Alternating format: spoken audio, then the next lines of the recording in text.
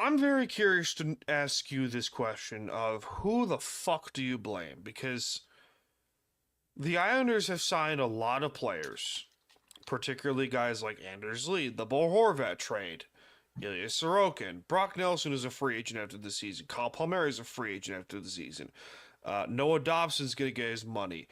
Ryan Pollock and Adam Pelech have basically fallen off a fucking cliff since Barry Trotz got fired, which biggest mistake in franchise history. I'll die on this hill. And I don't know. It's a weird question to ask, but who the fuck do you blame for Um, this solution? I'm And gonna give you a really simple answer as to someone who doesn't have the same pulse on the Islanders like you do. Um, that you have to start looking at like management in the front office and stuff like that because they have already made a coaching change recently, and the improvement obviously has not been there. If anything, they've gone further down the standings. So yeah, I would start to look at like coach like when you it's just like a fundamental thing. Like when you have made a coaching change and the results are not there. twice. Okay, so multiple coaching changes under this front office, and the results still are not there and are now starting to get worse.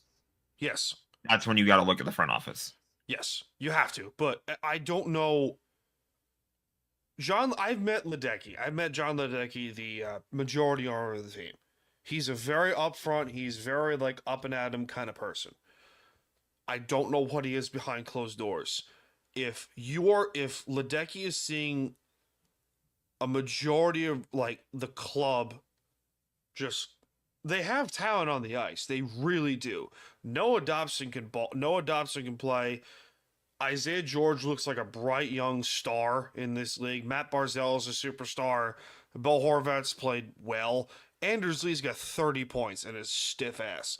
And Ilya Sorokin, if not for a majority of Ilya Sorokin right now, he has 11 and 12 and 4 record. Goals against average is 2.92. He has an 898 save percentage. Widely regarded, by the way, as one of the best goaltenders on the face of the fucking planet, is Sorokin. Widely regarded. And you're running him to the ground. And this might be a coaching problem, but Patrick Waugh, I have hope in Patrick Waugh, but the I wouldn't fire Patrick Waugh. I would not fire I would not do Patrick that. Waugh. Waugh right now feels like Martin St. Louis was in Montreal a few years ago, where he like Yes. the organization felt like a mess, but he was like the steady head coach who's like you knew that at some point he was going to figure it out, Yes. and we're seeing that happen right now with the Canadians. He Yes. has them. What the Canadians were like bottom of the barrel in the division in the For Atlantic, years. Yes. and now they're playing very they well. are 3 points behind Ottawa, who are 2 points behind Tampa, who are 2 points behind The Canadians are not out of the race at all. They're playing well. They've Montreal's gone back playing to well. 500. They're 17, Helps when you have 17, Cole and 3. Caulfield too. Helps when you have Cole Cole Caulfield, Caulfield. Patrick Laine, Oh my god, what a trade that was. Lane Hudson. Lane Hudson can fucking skate. That he can. Here, Montembeau, too, is an insane he goalie as looks well. so much like Cale Makar. It's scary. Montreal, they've gotten it figured out. Oh my god, they do. You were like with that team though, that was like a specific case of just wait for their young guys to start panning out, and once they have panned out, they're figuring it out. That's the thing what the Islanders should do, and you're starting to see the kids. You're seeing a lot of the prospects. Do you see Team USA Cole Eiserman? Yeah. Holy shit! The kid has a shot. He's their top prospect right now. And I would not send him to Bridgeport. No fucking shot next year. And it's infuriating as an Islanders fan because they have talent. They have a lot of talent.